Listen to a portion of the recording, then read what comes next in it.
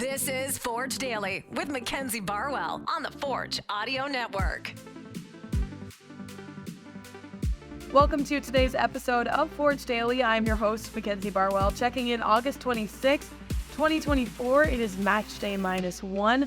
Forge FC have already head to Toronto as they will take on TFC tomorrow for Leg 2 of the Canadian Championship semi-final.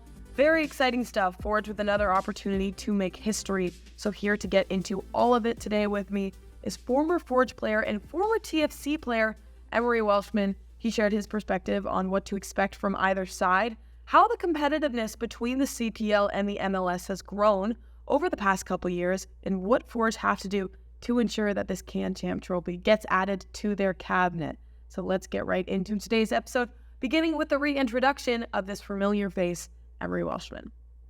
Okay, Emery, thank you so much for joining me. I'm really happy to have you on the audio network today. Thank you for having me. Excited to be here. Yeah, I was going to say, I think it's been a long time in the making. I'm surprised it took us this long to have this combination. Yeah, it's since the retirement, I've kind of been dabbling with a few different, career opportunities. And this one definitely aligns with what I've been doing the last 10 years, playing soccer professionally. So talking about it, talking about the CPL, talking about Forge is everything up my alley. And I think this will be really fun. Yeah, totally. I think you have such an invaluable perspective. I've waited, I think, a year and a half for it now. So I'm really excited to have this conversation with you. Let's start with reintroducing yourself to the audience. I know everybody, or at least most people, will be familiar, but can you talk a little bit about your experience with Forge throughout your career? Yeah, so I was part of the inaugural CPL season in 2019. I was actually on loan from FC Cincinnati's MLS team, and I started off the season with Forge, and unfortunately it didn't end that well where for me in Forge that season. I ended up canceling my loan and my contract with Cincinnati, and I moved abroad and I played overseas for 2 years, and then found my way back home. And with a young family, it was very important for me to just be home and be present with my wife and kids. We had just had our third child, my daughter. And so I needed to be home. And so I reached out to Forge. And the next thing was to see if there was any availability of me playing here, and everything went smoothly from there.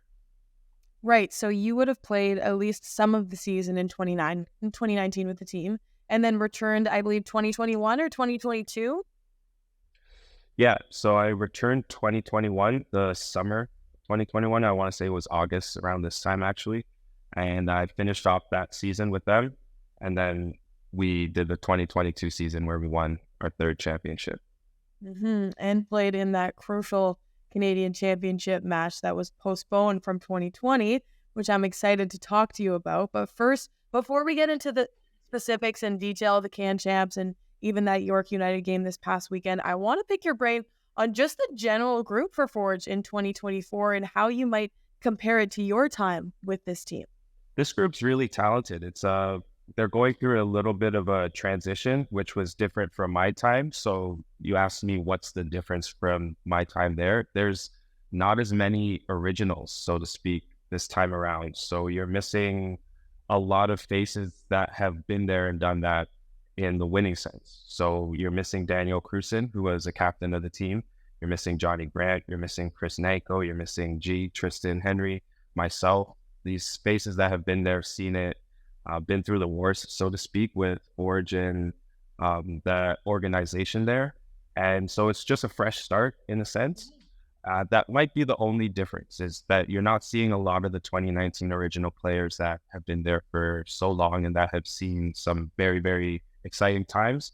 But it's now time for a new chapter where these new players will now make their new name. They're already becoming fan favorites, and we're already seeing players move on to bigger leagues, so to speak.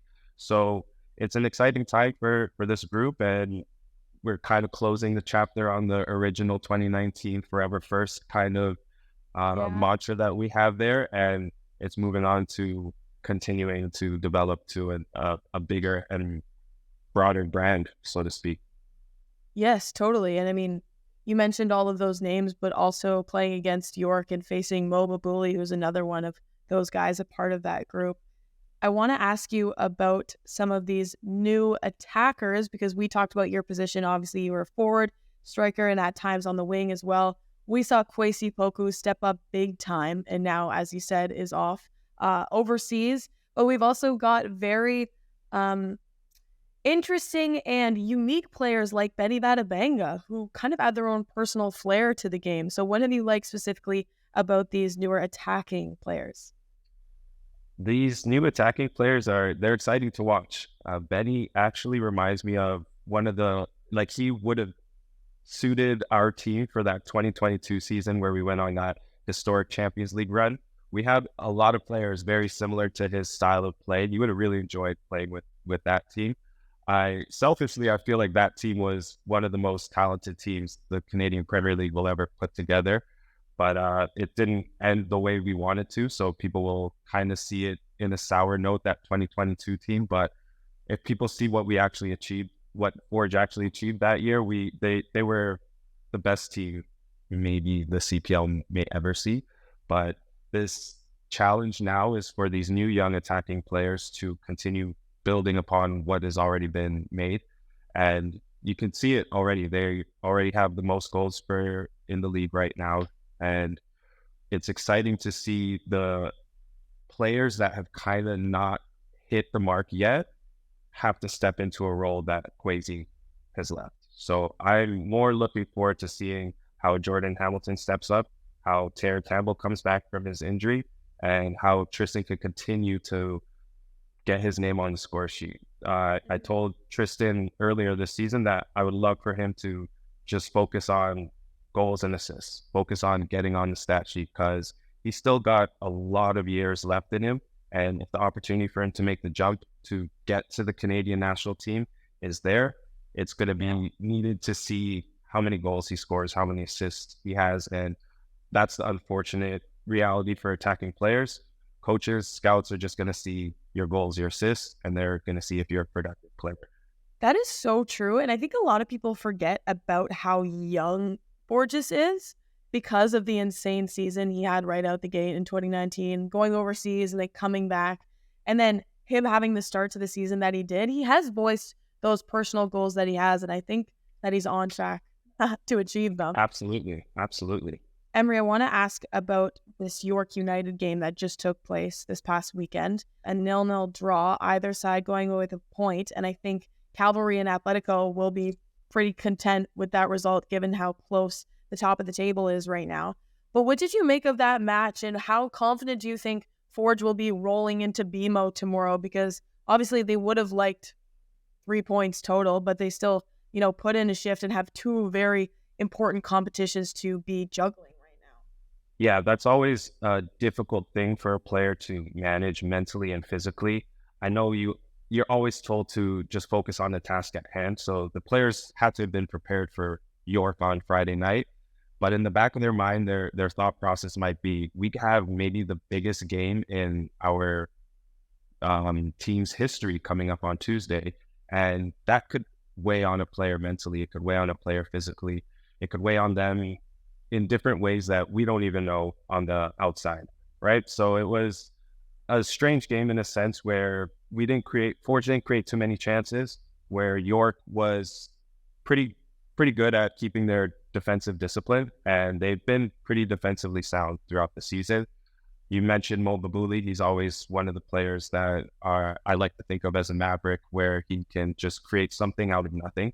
And so Forge did do well in keeping him quiet, so to speak. But again, like I want to say, I think they had their mindset on Tuesday night's game, and I think that is going to be what their priority is.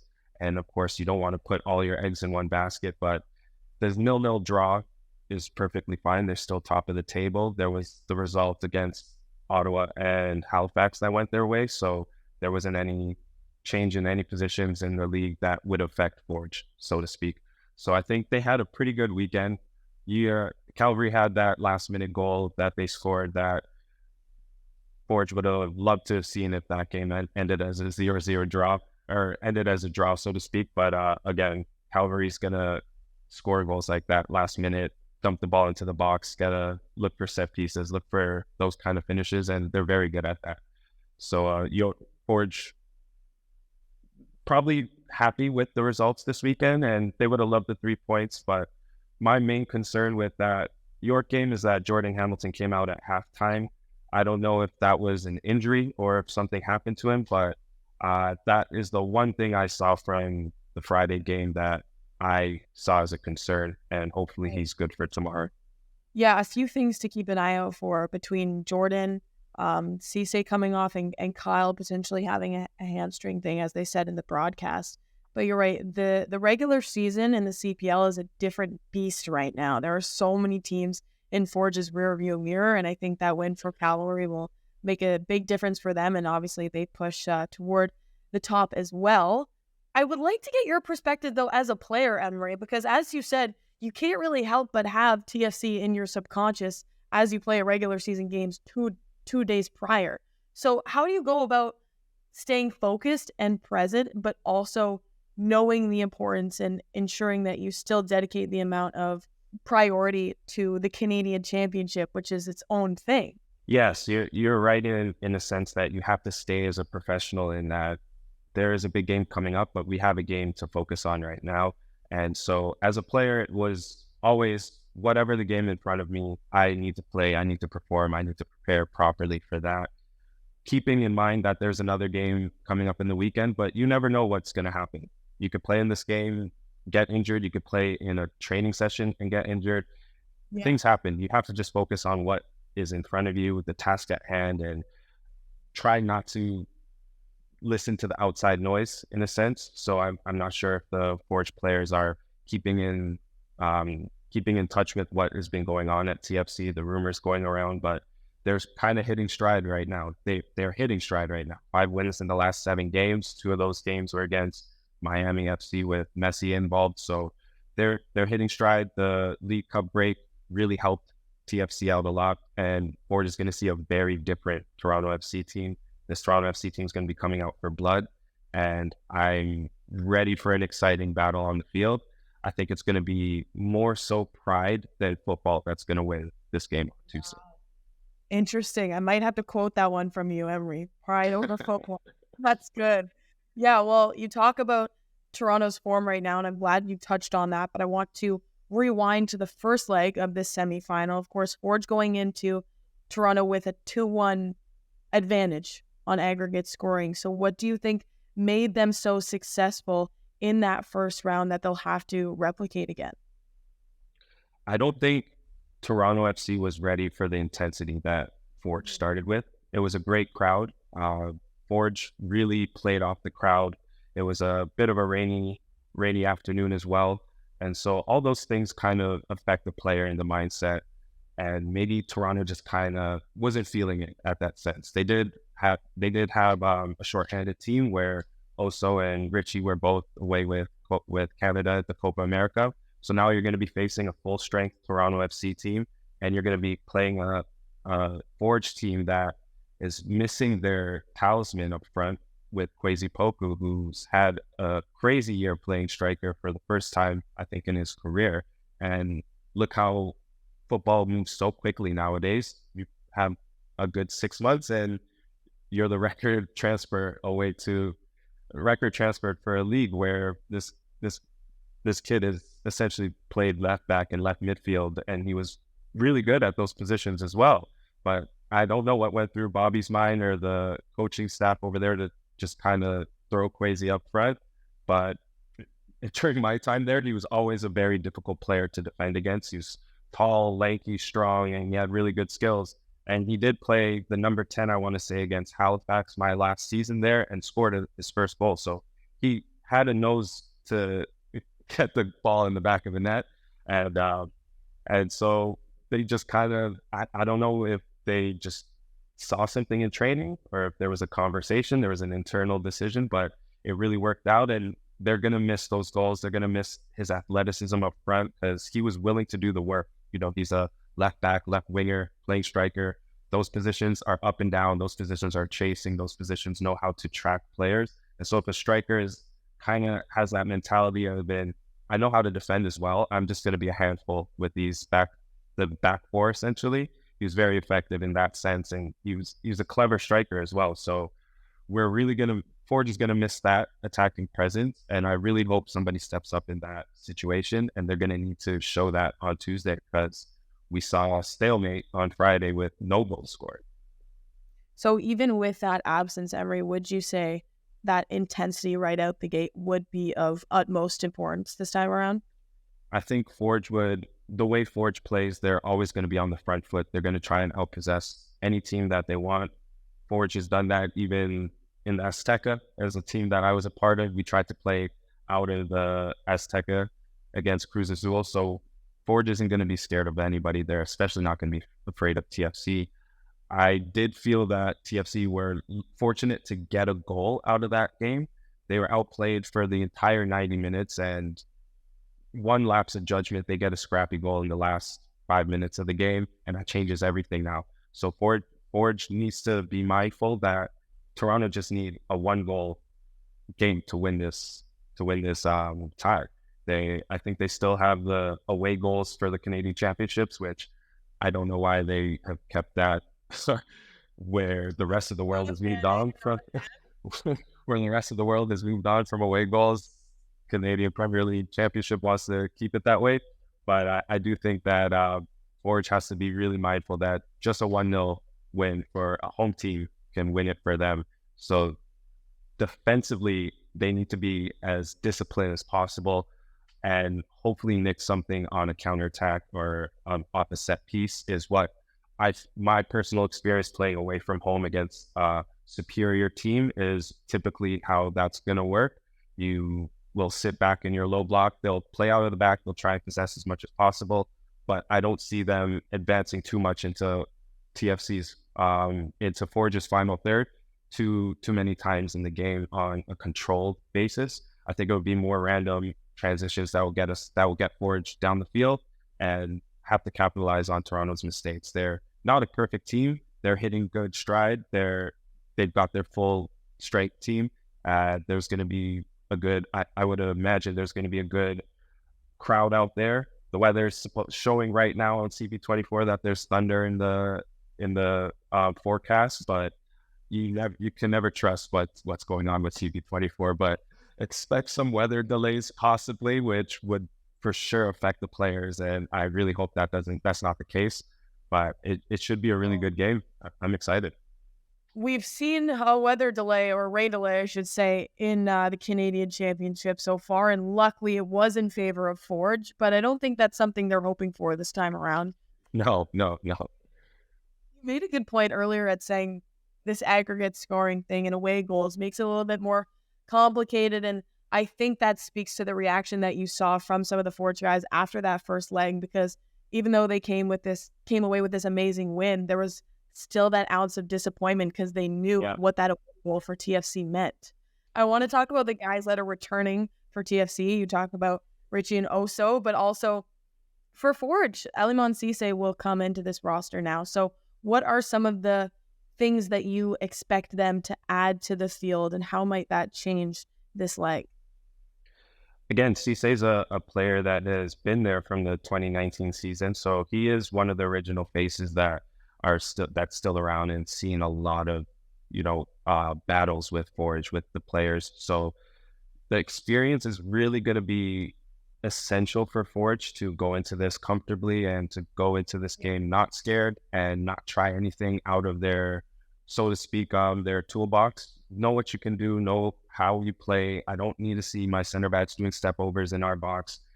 Take a touch, play it out, get the ball out, play quick. But again, it's going to be the experience that Forge is going to rely. It's going to be Bex. It's going to be Alex.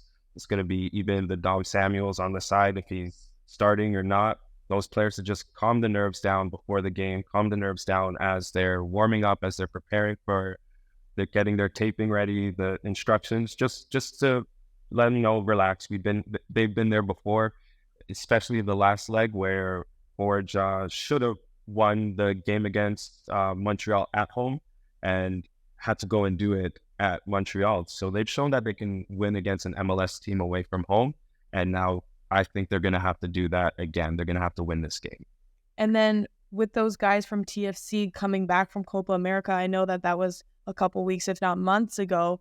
How much confidence or personal confidence do you think that gives to individual players playing at the international scale and then coming back, maybe thinking they're kind of, maybe their shoulders are a little bit back? I don't know. You know what I mean? Yeah. I mean, I never played internationally at their scale or their level of World Cups and Copa Americas, but I definitely did have a little bit of a swagger when I would come back. Yes, that is the word. When I would come back playing for Guyana, whether it was Gold Cups or World Cup qualifiers or Nations League games, especially if we did well or if I did well personally, I would like to come back and kind of influence the team in certain ways. And you can see that Toronto has done that. 5 wins in their last 7 games since the boys have come back. And they're going to go into this game with a lot of confidence. They're going to go into this game, like I said, going for blood, so to speak. And I wouldn't be surprised if they're right now thinking we need to smash these boys like 4-0.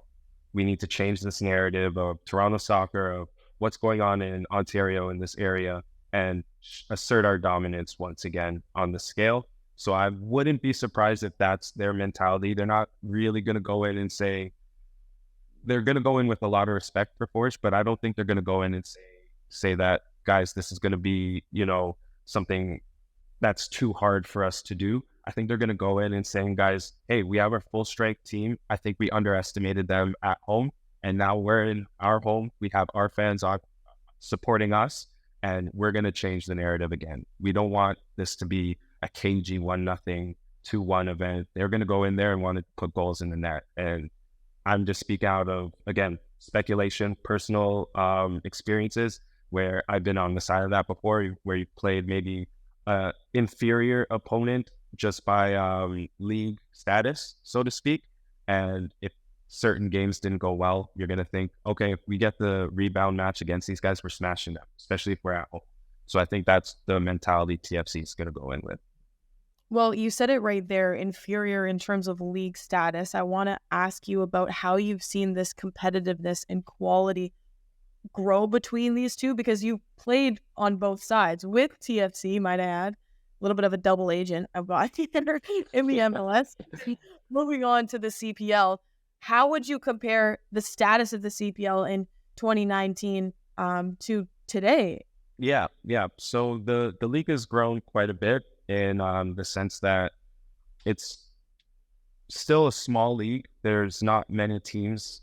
Again, we would love to see this league expand out to 10, 12 teams eventually to make the competitiveness a little bit more, to make it a little bit more competitive, and to just open up opportunities for players, so to speak. There's no reason where 30-year-old players should be forced out of the game just because the league is, gearing towards younger players, which the advantage of MLS will have that for a few more years, right? They're going to take a 34-year-old experienced player who's played at higher levels, where CPL's more business mindset is, can we find younger talent that we can eventually turn a profit to, which is the business model for European systems for years, right? Find a younger talent, sell them to a bigger club, bigger league, and that will fund our youth systems and whatnot. So the difference is there with Forge and with TFC on the field. It's very similar. You see somebody making millions and millions of dollars against somebody who's making maybe $30,000, $40,000 a year. End of the day, you have to play the person that's in front of you. You bleed just the same as much as the person in front of you. And honestly, the salary wage and the salary gap sometimes comes down to just luck. Some of these boys on Toronto FC, the young boys who are making way more than what I was making when I was in their same similar situation, it's just they were in a TFC, they're in an MLS system that has the money now than it did when I was playing 10 years ago. And so a lot of those players to play in the CPL and would blend right in. We see it when the players get loaned down from MLS teams to the CPL leagues, and they're not scoring 20, 30 goals or winning. I don't think any of the loaned players have won MVPs of the league or goalkeeper of the league or anything, right? So they blend in. They're not these special young players. They're all the same. We're all coming from the same youth systems. And it's sometimes just luck. And I know a lot of people don't want to hear that, don't want to admit that, but it's the truth. Some kids just got a pathway to TFC where they're now making 200K, 300K, but that player is the exact same levels as some of the young players at Forge, some of the young players at York, Atletico. It's just the luck of the draw. And once people understand that, they need to realize that TFC and Forge, or Montreal and Ottawa, or Pacific and Vancouver, when you're talking about that fringe player, in a sense, national team player, youth, young national team player, so whether they're 25, 24, 23, they're all the same level, really. It's that, marquee $1 million player that they're getting from Juventus or whatever is the one that's really going to change the game. Those are the ones that are really the difference makers. But if you took those players out, it would really be a very, very similar game. And again, like I said, luck. Oso started just like Bex and I at TFC at that same time. He took his opportunity, though. There was no luck involved with his situation. He got the opportunity right when Bex and I did, and he has done great things for Canada. He's going to go down as one of the best Canadian soccer players ever. So it is luck, but it is also just taking the opportunity when it comes to you. And run with it. He absolutely did. I would have loved to see him try his hand overseas, but I'm glad that we still have a hometown hero with Oso there, with Richie as well. Richie's another situation where he just stuck with it. Things didn't go well with him at Orlando. He's playing midfield. He's predominantly a center midfielder, and he got moved out right back in when he went on trials at TFC, and has gone on to become one of Canada's best wide players of all time as well. So it's all about situations. It's all about luck. Sometimes it's betting on yourself. So the level with the players, I'm biased, of course, because I've played for both sides of this coin. So I'm one of the few players that have played for both TFC and Forge. And it's a different time, especially in the sense where MLS teams back when I was playing, they weren't really forcing young players out on the field and just kind of sink or swim. The players that were ready, granted that they got the opportunities and they took them. And there was some young players who were forced out there and didn't necessarily have a career after that. So TFC got rid of a lot of academy players who did have more minutes than I did, but their career definitely didn't go as long as mine. And it's a slight balance of playing players too early, where today it's all about get those young players out, get them minutes as much as possible, where there needs to be a good balance. And so I feel like that's the major difference with CPL and MLS right now. CPL is really going to play the young players, force them out there, kind of sink or swim. And MLS is still a more balanced of, yes, we have young players that we want to promote, but if he's not ready, there's no sense putting him out there. Yeah, they also have that pool of older, experienced guys who will likely take. Of course. Yeah, of course. Emery, you bring up so many good points there. You're so right in the sense that those guys that come from the MLS on loan to the CPL for a couple seasons or whatever aren't super obvious. They aren't scoring 5 goals a game. And I think that indicates how closely these leagues have gotten in terms of their quality. We will see what unfolds tomorrow. Emery, thank you so much. Seriously, this was such a great conversation. No, appreciate you having me. Appreciate your time. And this was really fun. I have a lot of experience with these sort of topics, and looking forward to more of this. Yeah, I was going to say, I have a feeling this isn't the last time you'll hear from me. Great. That will conclude today's episode. Once again, a special thanks to Emery for taking the time. As I said, definitely not the last that we will hear from him. After tomorrow, Forge FC with another weekday match, this time at home on Friday. They will face off against Pacific. So after TFC tomorrow, you can expect another episode of Behind the Beard and Max Access. In the meantime, though, as the players do, we will look to what's right ahead of us, and that is BMO tomorrow, where Forge FC will take on Toronto FC for the Can Champ semifinal. This has been Forge Daily with Mackenzie Barwell. If you like what you heard, please like, follow, subscribe, comment, and share.